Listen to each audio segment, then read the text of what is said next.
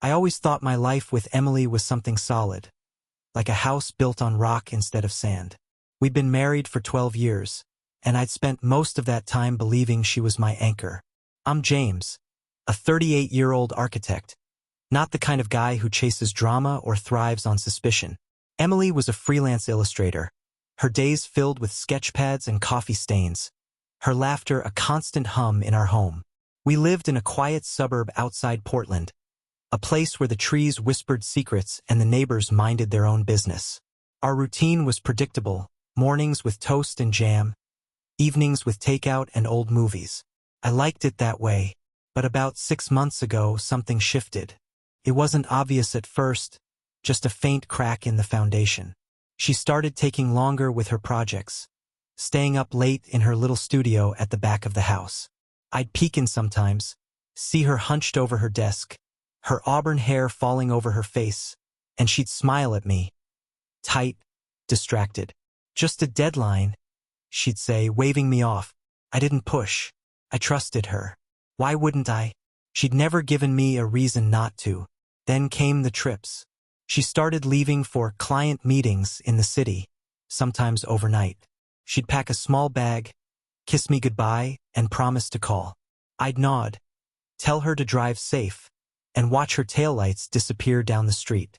At first, I didn't think much of it. Her career was picking up, and I was proud of her. But the calls got shorter, her voice more clipped. "Tired," she'd say. "Hotels are loud." I'd laugh it off, tell her to get some rest. It was the shoes that tipped me off. One morning, after she'd come back from a trip, I found a pair of heels in her suitcase. Black, strappy, expensive. Not her style. Emily lived in sneakers and flats, her wardrobe a parade of practical comfort. I held them up, confused, and asked where they'd come from. She froze, just for a second, then laughed. "Oh, those? A gift from a client. They're ridiculous, right?" I nodded, but something gnawed at me. She didn't wear them. She didn't even try them on. They sat in the closet like a question I didn't want to ask. The gnawing grew. I started noticing other things. Her phone buzzing more often, her stepping outside to take calls, her perfume lingering in the air when she left for the day. I told myself I was paranoid. Marriages have ebbs and flows, right? But then I saw the receipt. It was tucked in her coat pocket, crumpled and forgotten. A dinner for two at a place called La Rosetta, a swanky spot downtown. The date was from her last client meeting. I stood there, staring at the paper, my stomach twisting. 2 entrees, 2 glasses of wine, a dessert to share. I hadn't been with her that night. I didn't confront her. Not yet. I needed proof, something concrete to hold up against the life I thought we had. So I waited, watched, let the cracks widen. I wasn't ready to admit the house was crumbling. Not yet. The next few weeks were a slow unraveling, like pulling a thread and watching the whole sweater come apart. I didn't sleep much. I'd lie awake beside Emily, listening to her breathe, wondering who she was dreaming about. Her face looked the same, soft, familiar, the freckles I'd traced 1,000 times still there, but it felt like a mask now. I started paying attention to everything. The way she'd tilt her phone away when she typed. The faint scent of cologne on her scarf. Something sharp and unfamiliar. The excuses that rolled off her tongue too easily. I decided to dig. It wasn't hard to get into her laptop. She used the same password for everything, our anniversary date. I felt like a thief, sitting there in the dark while she slept, clicking through her emails. Most of it was mundane client invoices, project drafts, spam. But then I found a thread buried in her trash folder. One she deleted but hadn't emptied. The name at the top was Mark. No last name, just Mark. The messages were short but loaded. "Missed you last night," one said. "Can't wait to see you again," another. The latest was from 2 days ago. "Room 412. Same place. Bring the heels." My chest tightened. I read it again. Then again, the words burning into me. "Room 412. Same place. Heels." The pieces clicked together. Those black strappy shoes weren't a gift. They were a request. I didn't stop there. I checked her calendar. She had a meeting scheduled for Friday, 2 days away. No details, just a time and a location. Downtown Portland, near the riverfront. I knew the area, boutique hotels, trendy bars, the kind of place you'd go to disappear for a night. I closed the laptop, my hands shaking, and sat there in the dark, trying to breathe. I could have confronted her then, shaken her awake and demanded answers. But I didn't. I wanted to see it for myself. I wanted to know who Mark was. Friday came fast. Emily packed her bag like always, kissed me on the cheek, and said she'd be back Saturday morning. "Don't wait up," she told me, her smile bright and hollow. I nodded, played the part of the oblivious husband. As soon as her car was gone, I grabbed my keys. I didn't have a plan, just a buzzing in my head and a need to follow. I drove downtown, parked a block from the hotel I'd guessed she'd go to. A sleek, modern place called the Meridian. I waited in my car, watching the entrance, feeling like a stranger in my own life. She showed up an hour later. I almost didn't recognize her at first. She was wearing those heels, her hair swept up, a dress I'd never seen before clinging to her like a second skin. She looked nervous, glancing around before stepping inside. I waited 5 minutes, then followed. The lobby was all glass and marble, the kind of place that made you feel underdressed. I hung back, watched her head to the elevators. She didn't see me. She didn't need to. I already knew where she was going. Room 412. Standing in that lobby, I felt the world tilt. My wife, my Emily, wasn't just meeting a client. She was meeting him. Mark. The name echoed in my skull like a drumbeat. I didn't know what he looked like, but I could imagine him, tall, slick, the kind of guy who knew how to charm. I wanted to storm up there, kick down the door, and drag her out. But I didn't. Rage was there, hot and sharp, but curiosity was stronger. I needed to see it play out to understand how far she'd gone. I slipped into the bar across from the elevators, ordered a whiskey I didn't drink, and watched. The bartender barely glanced at me, too busy polishing glasses. My phone stayed in my pocket. I didn't trust myself not to call her, not to scream. An hour passed, then 2. People came and went, laughing, clinking glasses, oblivious to the man unraveling in the corner. Then the elevator dinged, and there he was. Mark. He stepped out alone, adjusting his tie, a smirk tugging at his lips. Mid-40s, maybe, with dark hair and a tailored suit that screamed money. He moved like he owned the place, nodding to the concierge as he headed for the bar. I ducked my head, pulse hammering, but he didn't notice me. He ordered a drink, something fancy, gin-based, and sat 2 stools away, scrolling his phone. I could have reached out and touched him. I didn't. I just listened. He made a call. "Yeah, she's still upstairs," he said, voice low but clear. "Give her an hour. She'll be down. You know how she is. Likes to linger." A laugh, sharp and smug. "Worth it, though. See you tomorrow." He hung up, sipped his drink, and I sat there, frozen. "She'll be down. You know how she is." The words carved into me. This wasn't a one-time thing. This was a routine. I paid for my untouched whiskey and left, legs shaky, mind racing. Back in my car, I waited again. Emily emerged just after midnight, hair mussed, dress slightly wrinkled. She didn't look like my wife anymore. She looked like someone else's. She hailed a cab, and I followed it back to our house, keeping my distance. When she slipped inside, I parked down the street and watched her silhouette move through the windows. She didn't call me, didn't text, just went to bed like nothing had happened. That night, I didn't sleep. I sat in the garage, surrounded by tools and old furniture, plotting. Confronting her wasn't enough. She'd lie, cry, make excuses. I needed something bigger, something that would hurt like she'd hurt me. Mark's face flashed in my mind. His smirk, his casual arrogance. He was part of this too. They both had to pay. The next morning, Emily acted like everything was normal. She shuffled into the kitchen in her robe, brewed coffee, and asked how my night was. I mumbled something about a late project, my voice steady despite the storm inside me. She didn't notice the edge in my eyes, the way my hands gripped the mug too tight. "You okay?" she asked, brushing past me to grab the cream. I nodded. Fine, I said.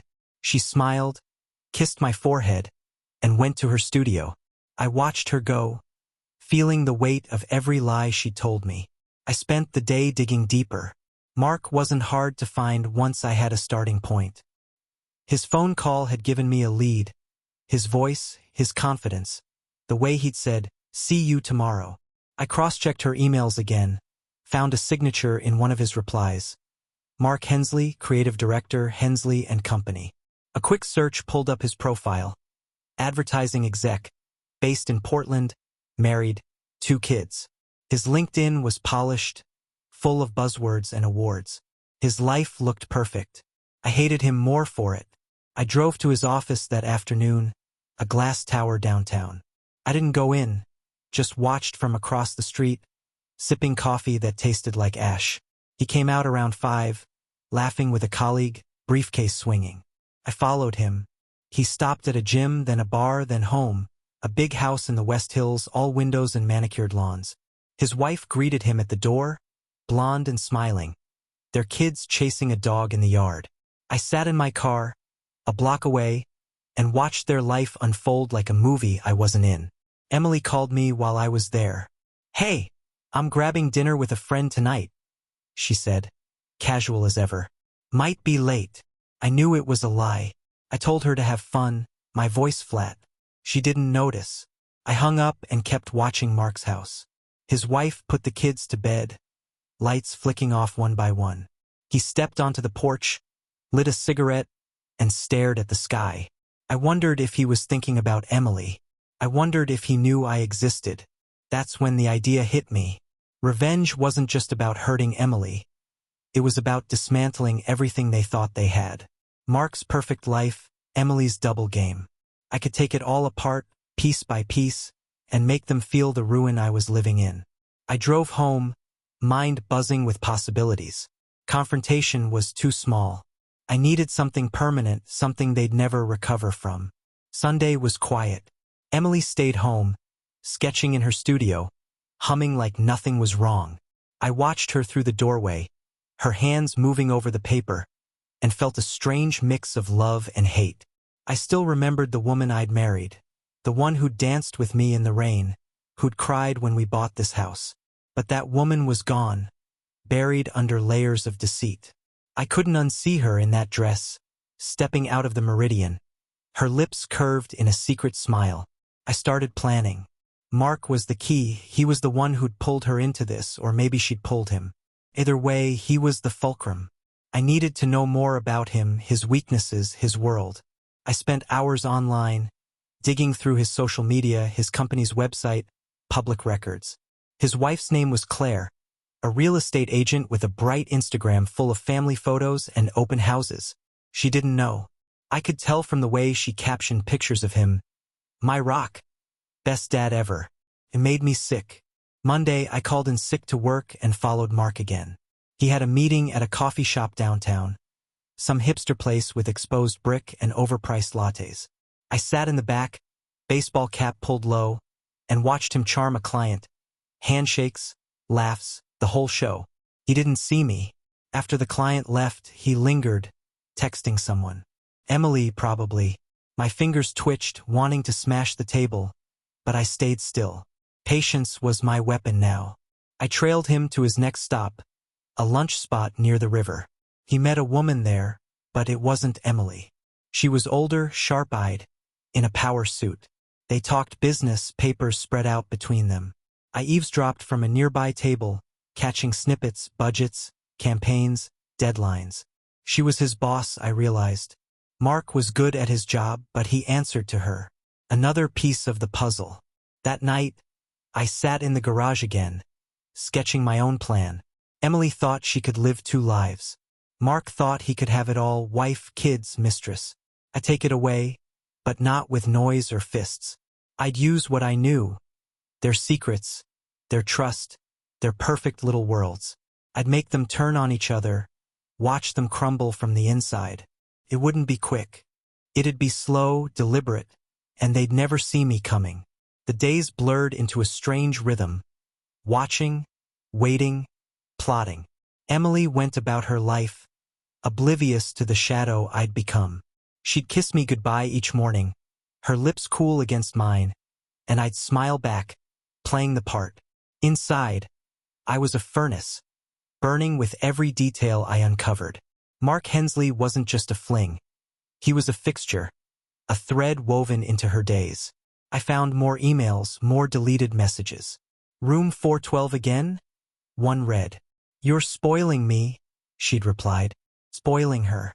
The words stuck in my throat like glass. I started with Claire, Mark's wife.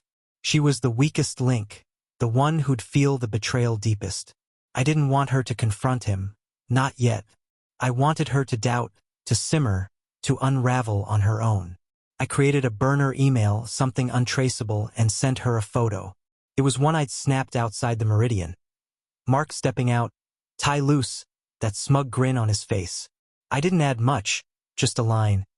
Ask him where he was last Friday night. No signature, no threats. Let her imagination do the work. I mailed it from a coffee shop downtown using their public Wi-Fi. Then I waited. I drove past their house that evening, saw the lights on, the silhouettes moving behind the curtains. Claire was home, Mark too. I couldn't hear the conversation, but I pictured it. Her holding up the email, his smooth excuses tumbling out. He'd lie, of course. He was good at that. But the seed was planted. I'd water it later. Emily noticed my distance. "You're quiet lately," she said over dinner, twirling pasta on her fork. I shrugged, said work was heavy. She didn't push, just nodded and went back to her food. I studied her. The curve of her jaw, the way her eyes flicked away when I held her gaze too long. She was hiding and I was hiding too. Two liars at the same table, pretending the house wasn't rotting underneath us. I kept following Mark. He was a creature of habit, gym at 6, drinks at 8, home by 10 unless he was with her. I learned his routines, his haunts, the people he trusted. His boss, the sharp-eyed woman from the lunch meeting, was named Patricia. She ran Hensley and Company like a tight ship, and Mark was her golden boy. I wondered what she'd think if she knew about his late-night meetings. I filed that away for later. Every piece mattered. That night, I sat in the garage again, sketching on a notepad. Not buildings this time, plans. Claire was step one. Mark's career was next. Emily would be last, the final domino. I wanted them to feel it build, to sense the walls closing in before they understood why. It wasn't enough to ruin them. I wanted them to ruin themselves. Claire took the bait faster than I'd expected. 2 days after the email, I saw her outside their house, pacing the driveway, phone pressed to her ear. She looked furious, her blonde hair whipping in the wind as she gestured wildly. Mark pulled up minutes later, and I watched from my car, parked discreetly down the street. He got out, hands raised, placating. She didn't back down. Her voice carried, sharp and jagged, though I couldn't make out the words. He followed her inside, and the door slammed. I smiled. The crack was widening. I turned my attention to Mark's work. Patricia was the key there. I dug deeper, found her email on the company site, and crafted another anonymous message. This one was trickier. I needed evidence, something tangible. I remembered the receipt from La Rosetta, the one Emily had left in her coat. It was still in my desk drawer, crumpled but legible. I scanned it, blurred the date just enough to make it vague, and attached it to the email. "Your creative director's been expensing more than campaigns," I wrote. "Check his Friday nights." I sent it from a library computer, wearing gloves like some paranoid detective. Then I waited again. Patricia was a bulldog. I'd seen it in her posture, her clipped tone at that lunch. She wouldn't let this slide. Sure enough, the next day, I followed Mark to the office and saw him storm out at noon, face red, briefcase clutched tight. He didn't go to the gym or the bar, he drove straight home. I parked nearby, watched him sit in his car, head in his hands. Good. Let him stew. Emily sensed something too. She came home late that night, her usual excuse about a friend on her lips. But her eyes were jumpy, her fingers tapping the table. "You hear from anyone lately?" she asked, casual but forced. I shook my head, kept my face blank. "Why?" She shrugged. said it was nothing, but I saw the flicker of worry. Mark must have called her, rattled by Claire or Patricia or both. I didn't push. Let her squirm too. I kept building. I found Mark's gym locker, easy enough to spot, marked with his initials, and slipped a note inside. She knows, it said. No context, just that. He'd think it was Claire or maybe Emily or even Patricia. I wanted his mind to spin, to chase ghosts. I watched him find it the next day, his jaw tightening as he crumpled the paper and tossed it. He didn't work out, just left, head down. Perfect. The plan was humming now, a machine I'd built from their own lies. Claire was cracking, Mark was fraying, and Emily was starting to feel the heat. I wasn't done. Not even close. By Wednesday, the chaos was palpable. I drove past Mark's house again, saw Claire loading suitcases into her SUV. The kids weren't with her. She must have sent them somewhere safe, away from the mess. Mark's car wasn't there. I checked his office next, he wasn't there either. A quick scroll through his social media showed nothing new. But Claire's Instagram had gone silent.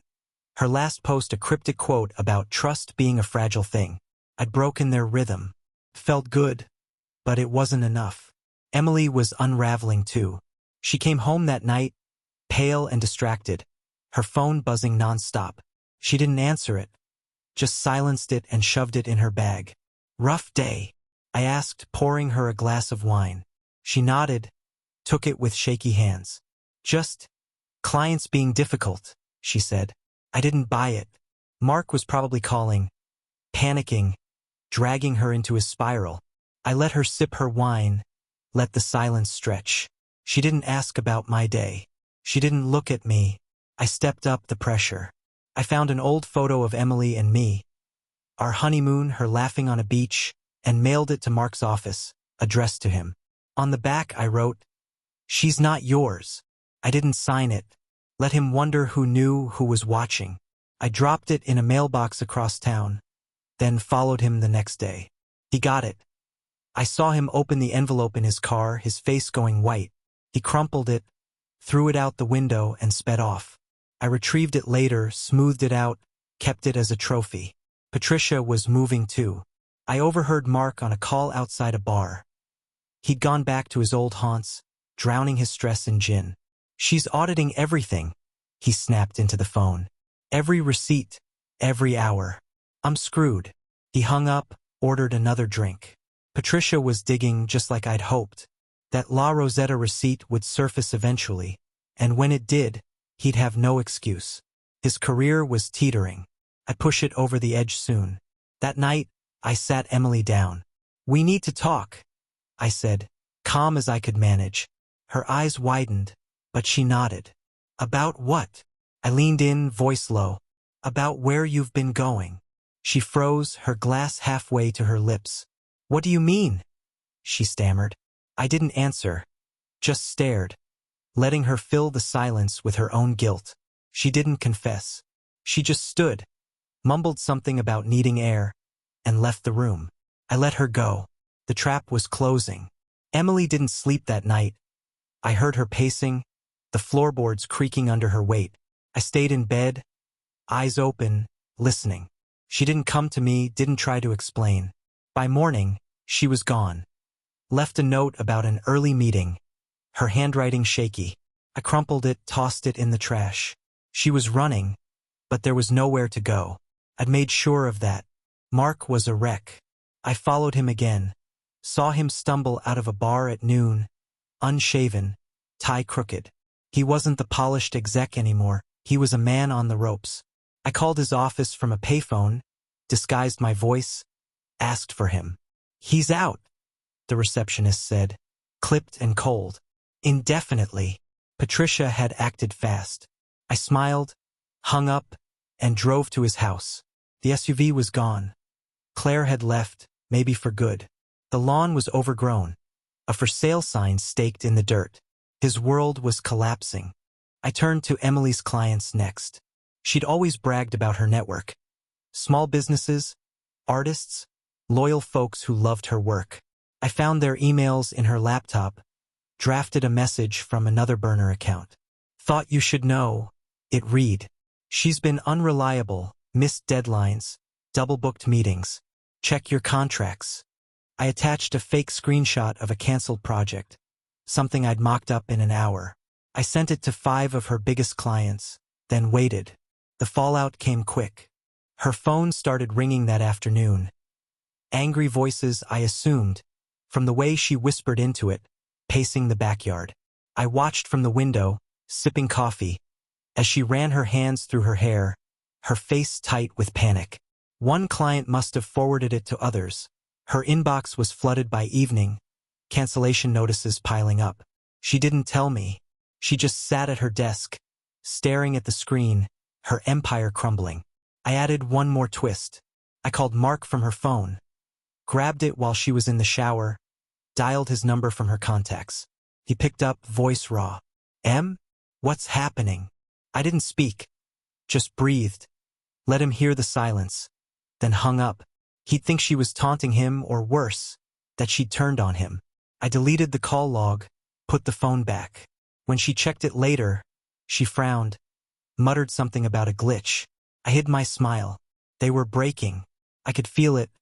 Their trust, their lives snapping like dry twigs. One more push and it'd all come down. Friday hit like a storm.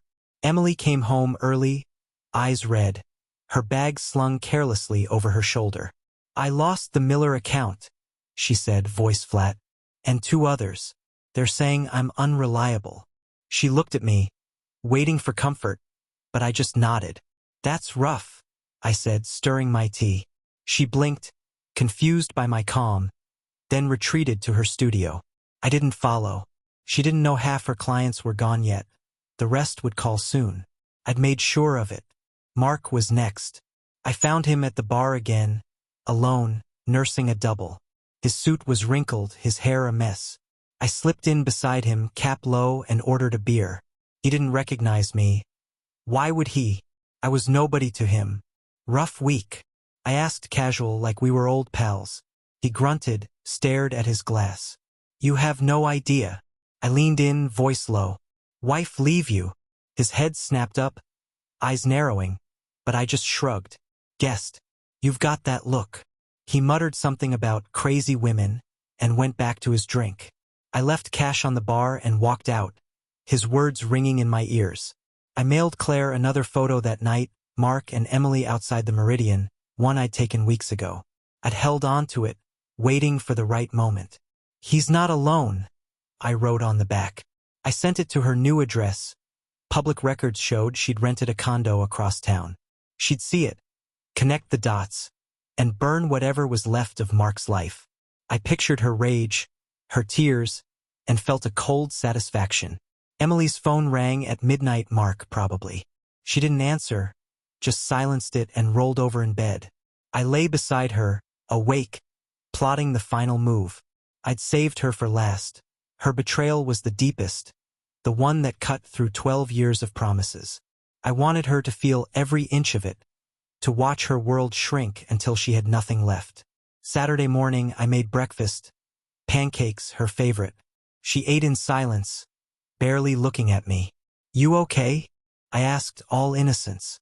She nodded, but her hands shook. The phone buzzed again. Another client, I guessed, or maybe Mark, desperate and drunk. She ignored it. I cleared the plates, humming, and started the endgame. It was time to tighten the noose. Saturday afternoon, I tightened the screws. Emily was a ghost in the house. Pale, jumpy, her phone a constant hum of bad news. I'd heard her on a call earlier, pleading with a client, her voice cracking. "I don't know what happened," she'd said. "Please, just give me a chance." They didn't.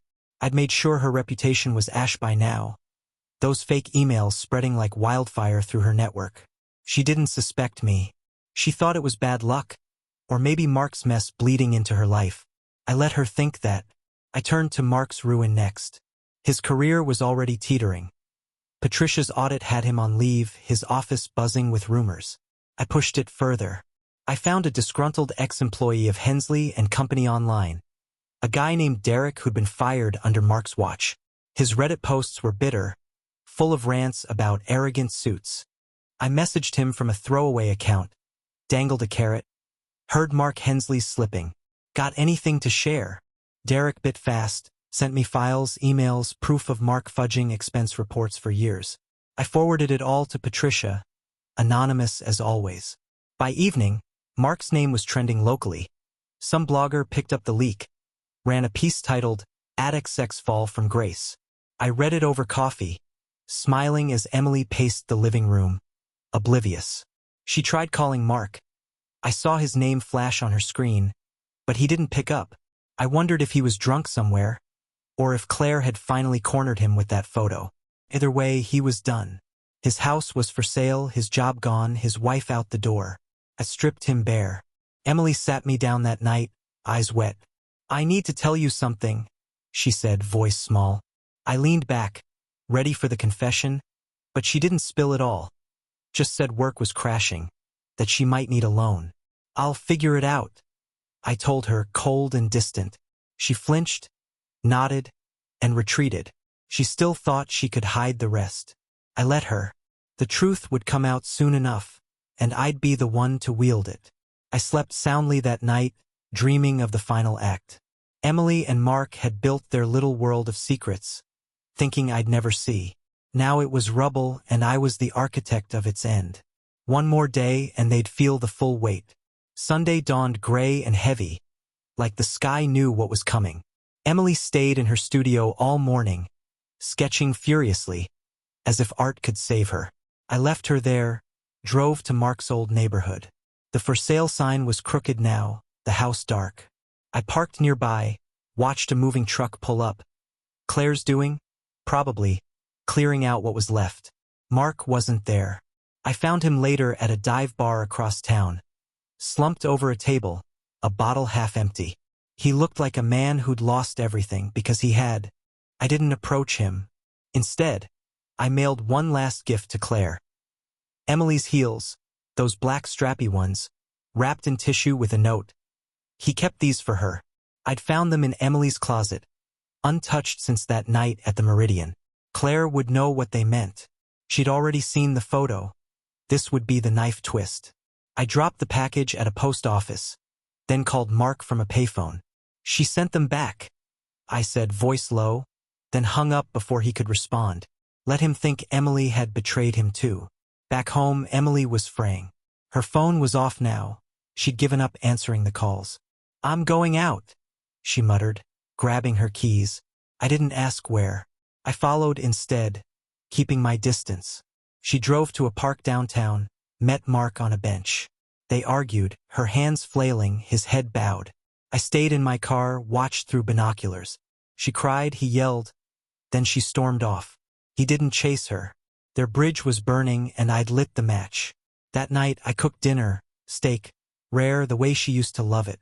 She barely ate, just pushed it around her plate. "What's wrong?" I asked, all concern. She shook her head, said she was tired. Depressed. "You sure? You've been off lately." Her eyes darted to mine, then away. "It's nothing," she lied. I nodded, let it drop. The silence was thick, her guilt a weight she couldn't shake. I savored it.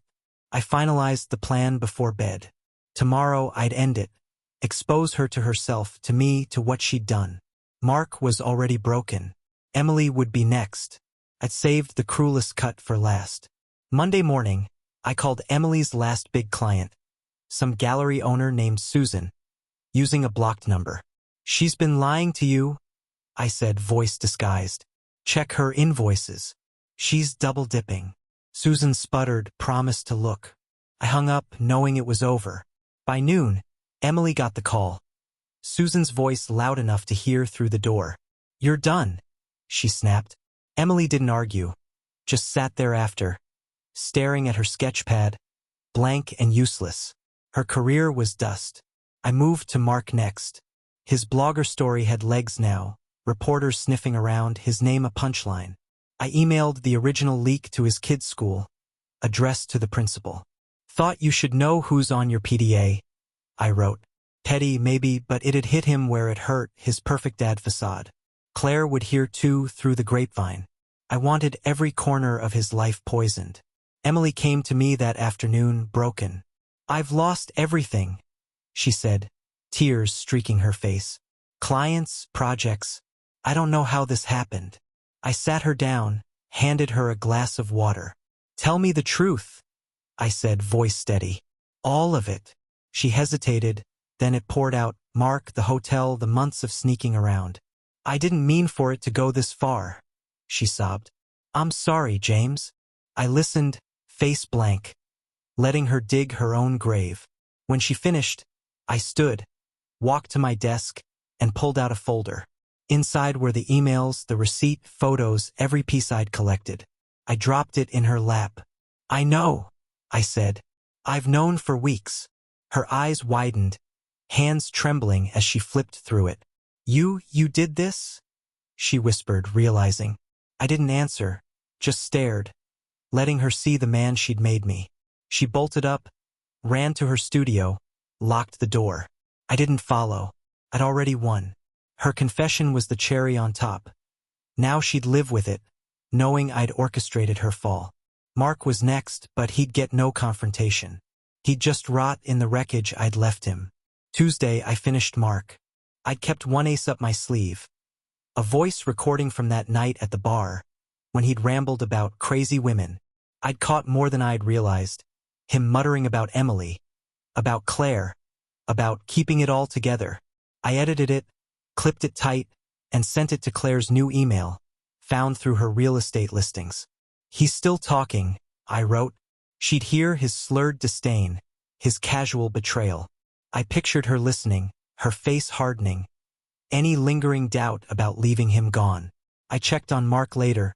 He was at the dive bar again, a shell of himself. I walked in, sat close enough to hear him mutter to the bartender. Lost my job, my family. She took everything. He meant Emily or maybe Claire. I didn't care. I left a note on his table as I passed.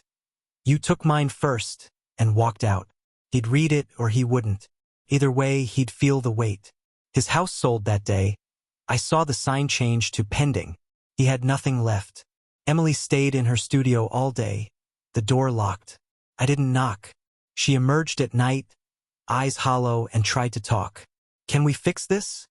She asked, voice raw. I laughed. A cold, bitter sound that made her flinch. Fix what? You. I tossed her the photo of her and Mark at the Meridian. Fix that.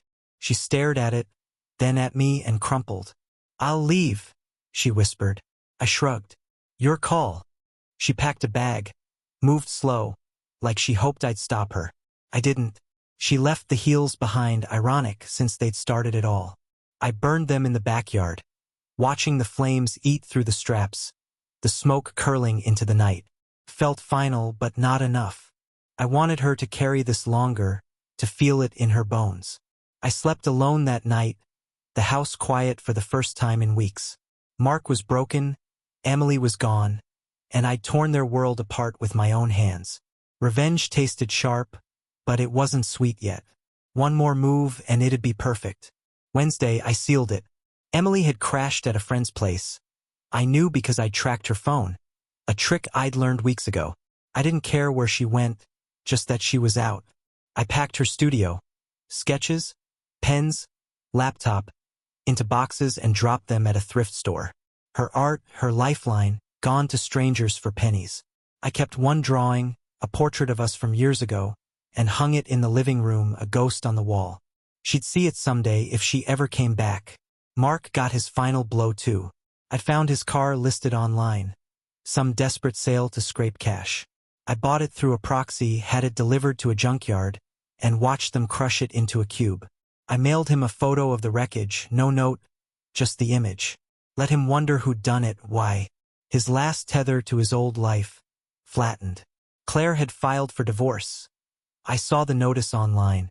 His kids wouldn't speak to him, the school scandal too loud. He was a pariah now, drifting in the ruin I'd built.